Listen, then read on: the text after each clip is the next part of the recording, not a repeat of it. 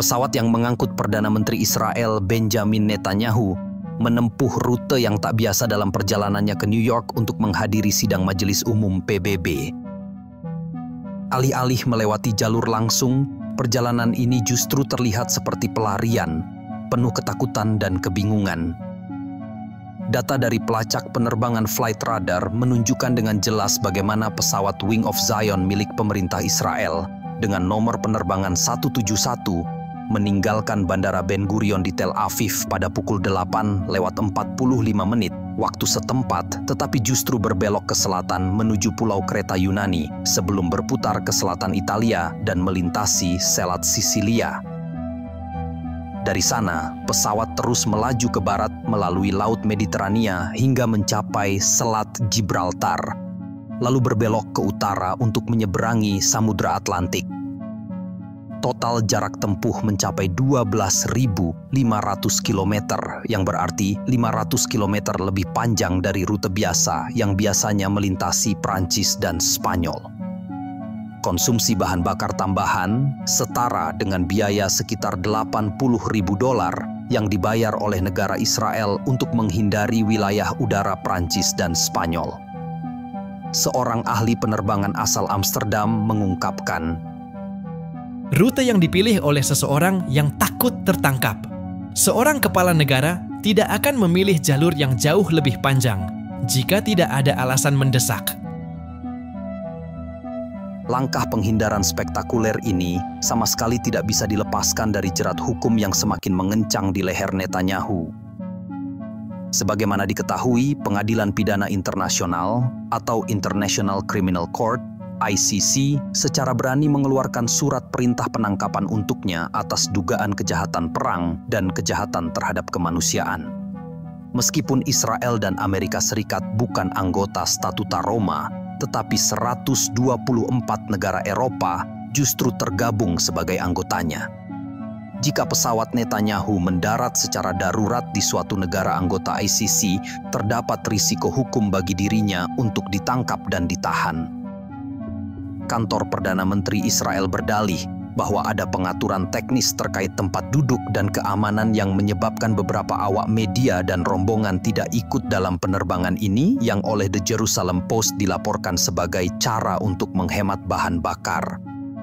Sebuah alasan yang bagi banyak pengamat terkesan kurang masuk akal, mengingat jarak tempuh yang justru menjadi lebih jauh dan konsumsi bahan bakar yang pasti lebih besar dengan mengambil rute memutar melalui Selat Gibraltar.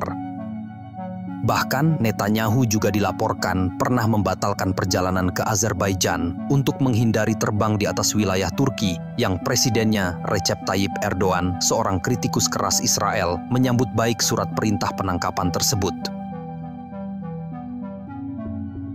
Prancis di bawah Emmanuel Macron menjadi salah satu pendorong atas ketegangan hukum dan penangkapan ini.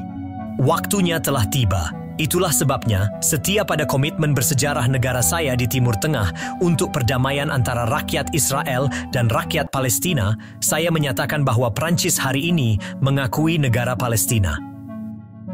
Inggris Raya melalui Keir Starmer juga mengambil langkah yang sama. Saya menyatakan dengan jelas sebagai Perdana Menteri negara besar ini bahwa Inggris secara resmi mengakui negara Palestina. Portugal melalui Menteri Luar Negeri Paulo Rangel juga mengikatkan komitmennya. Hari ini, 21 September 2025, Portugal secara resmi mengakui negara Palestina. Deklarasi pengakuan yang diproklamasikan di sini merupakan hasil langsung dari musyawarah Dewan Menteri pada 18 September, setelah proses konsultasi yang melibatkan konvergensi antara Presiden Republik dan mayoritas partai yang memiliki perwakilan parlemen. Tiga negara besar Eropa ini bergabung dengan Irlandia dan Spanyol yang telah lebih dulu mengambil sikap yang serupa.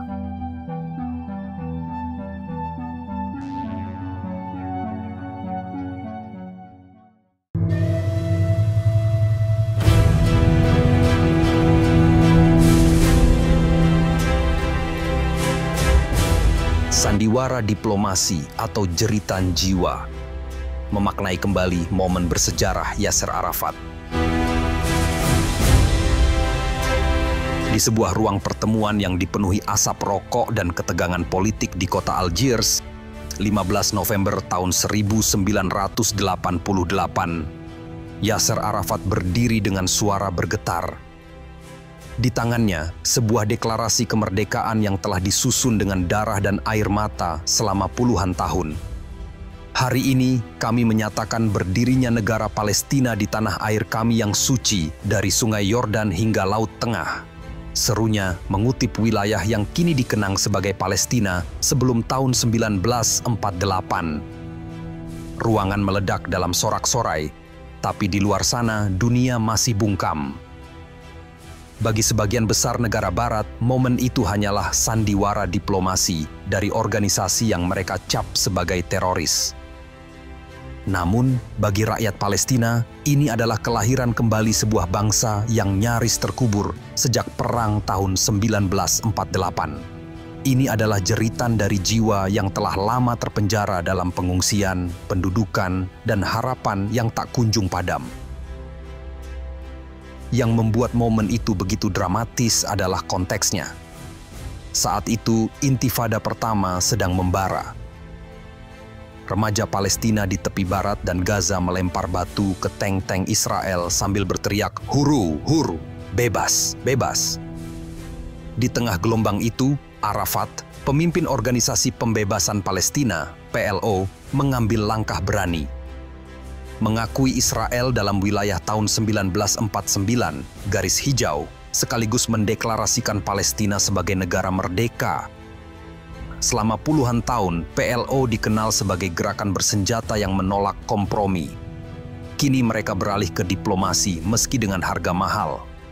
Banyak faksi radikal di dalam PLO marah menuduh Arafat mengkhianati revolusi. Tapi bagi Arafat ini adalah strategi untuk memenangkan simpati internasional. Dan strategi itu ternyata ampuh. Dalam hitungan hari, gelombang pengakuan mengalir deras. Negara-negara non-blok yang selama ini menjadi suara negara berkembang di panggung global langsung menyambut. Algeria, tempat deklarasi dilakukan, menjadi yang pertama mengakui Palestina.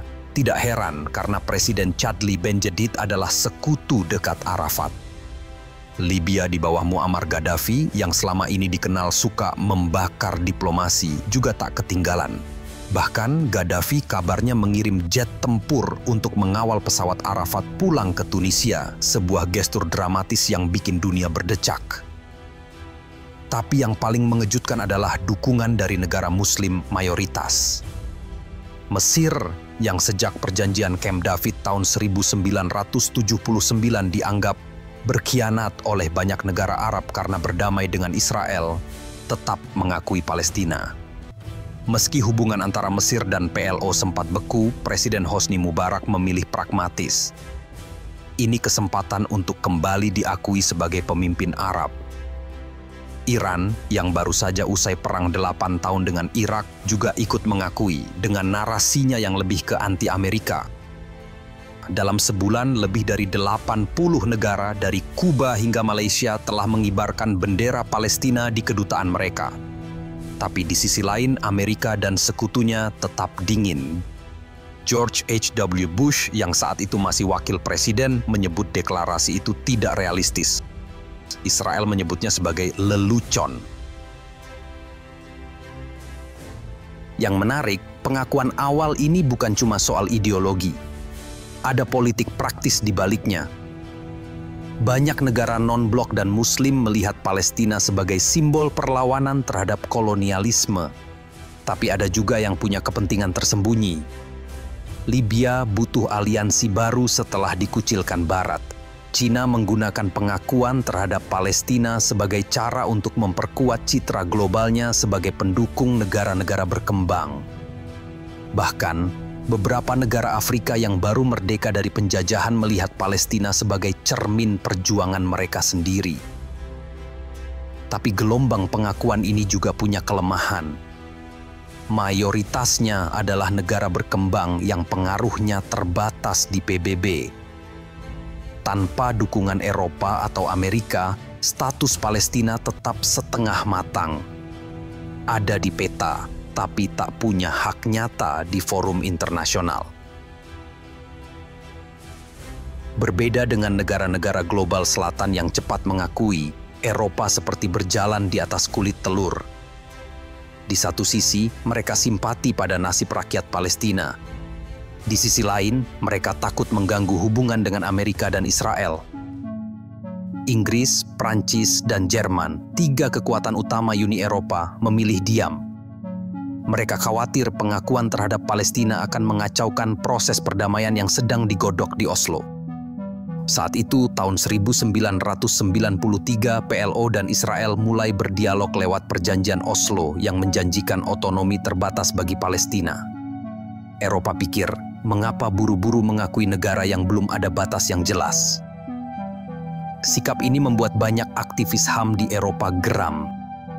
Di Berlin, mahasiswa menggelar aksi dengan spanduk Palestina bukan mitos. Di London, gereja-gereja mengibarkan bendera Palestina sebagai bentuk protes, tapi pemerintah tetap dingin. Hingga tahun 2000-an, hanya Swedia yang berani melangkah. Pada tahun 2014, Menteri Luar Negeri Swedia Margot Wallström tiba-tiba mengumumkan pengakuan resmi terhadap Palestina. Keputusan ini bikin heboh. Wallström bilang, "Kami ingin mendorong perdamaian, bukan diam sambil melihat pendudukan terus berlanjut." Tapi di balik layar ada kalkulasi politik.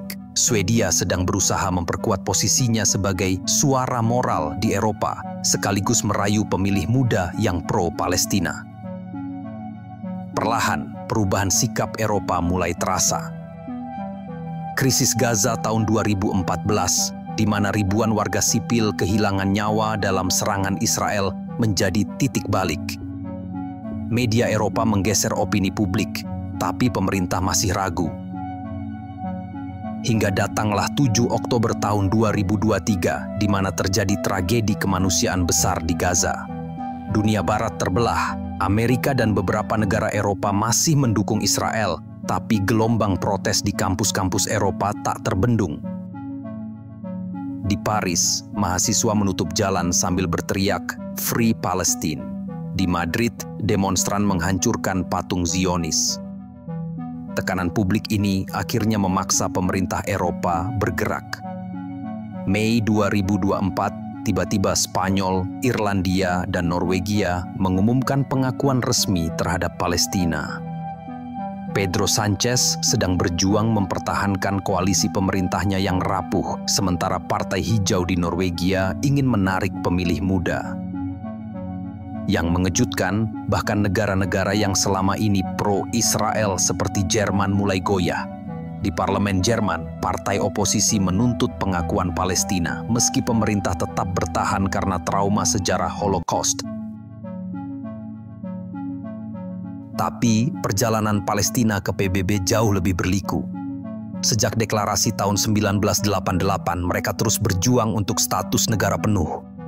Masalahnya, untuk jadi anggota PBB, Palestina harus melewati 2 rintangan. Dukungan Dewan Keamanan PBB yang butuh 9 dari 15 suara tanpa veto dari 5 anggota tetap, lalu persetujuan Majelis Umum. Tahun 2011, Palestina mencoba mengajukan permohonan, tapi Amerika mengancam akan memblokir bantuan jika PBB menyetujui. Situasi berubah di tahun 2012. Di tengah tekanan global, Palestina beralih strategi. Mereka tak lagi meminta keanggotaan penuh, tapi status negara pengamat non-anggota seperti Vatikan. Langkah ini cerdas, hanya butuh suara Majelis Umum yang lebih mudah diraih. 29 November 2012, ruang sidang PBB meledak dalam tepuk tangan ketika resolusi itu disahkan dengan 138 negara mendukung. Palestina akhirnya bisa duduk di antara negara-negara berdaulat meski masih terbatas, tapi ini adalah kemenangan simbolis yang besar. Di Gaza, warga menari di jalanan sambil membawa bendera. Di tepi barat, toko-toko menjual kaos bergambar logo PBB dengan tulisan "Kami ada". Namun, kemenangan 2012 ternyata hanya awal. Palestina terus berupaya naik kelas ke status negara penuh. April 2024, mereka kembali mengajukan permohonan ke Dewan Keamanan. Kali ini, situasinya lebih menguntungkan. lebih dari 140 negara telah mengakui Palestina, termasuk beberapa sekutu dekat Amerika seperti Spanyol dan Irlandia. Tapi Amerika tetap menjadi tembok penghalang. Dalam voting di Dewan Keamanan, 10 negara mendukung, termasuk China, Rusia, dan negara Arab, 4 abstain, dan 1 Amerika menggunakan hak veto. Diplomat Amerika bilang, ini akan merusak proses perdamaian. Tapi di balik layar, tekanan lobi Israel sangat kuat. Menariknya, Majelis Umum PBB tak tinggal diam. Tahun 2024, mereka mengesahkan resolusi yang memberi Palestina hak tambahan di PBB, bisa ikut serta dalam debat internasional, duduk di komite khusus, dan bahkan berhak jadi ketua sidang. Meski bukan keanggotaan penuh, langkah ini membuat Palestina semakin dekat dengan status negara sah. Di Gaza yang hancur, resolusi ini disambut dengan air mata. Mereka menghancurkan rumah kami, tapi tak bisa menghancurkan hak kami di PBB. Yang membuat perjuangan Palestina unik adalah bagaimana mereka memanfaatkan diplomasi jalan belakang. Saat jalur resmi macet, mereka masuk lewat organisasi internasional. UNESCO, Palestina jadi anggota pada tahun 2011, meski Amerika langsung keluar dari UNESCO sebagai protes. Pengadilan Kriminal Internasional ICC, Palestina bergabung pada tahun 2015 untuk menuntut Israel atas kejahatan perang. Bahkan di badan olahraga seperti FIFA, mereka berhasil menjadi anggota pada tahun 1998, sehingga timnas Palestina bisa tampil di Piala Asia. Strategi ini mungkin tak mengubah kenyataan di tanah, tapi secara simbolis, ini adalah kemenangan besar. Setiap kali Palestina muncul di forum internasional, itu mengingatkan dunia bahwa masalah Palestina belum selesai. Tapi di balik semua pencapaian itu, ada ironi pahit. Pengakuan internasional tak lantas menghentikan pendudukan Israel. Di tepi barat, pemukiman ilegal Israel justru bertambah 30% sejak tahun 2012. Di Gaza, blokade yang disebut penjara terbuka masih berlaku. Banyak kritikus bilang, Palestina punya status di PBB tapi tak punya kedaulatan di tanahnya sendiri. Ini adalah paradoks yang menyakitkan. Tapi bagi pemimpin Palestina, pengakuan internasional adalah senjata terakhir. Saat negosiasi dengan Israel mandek, satu-satunya cara untuk menekan adalah melalui opini global. Dan di era media sosial, opini global bisa berubah cepat.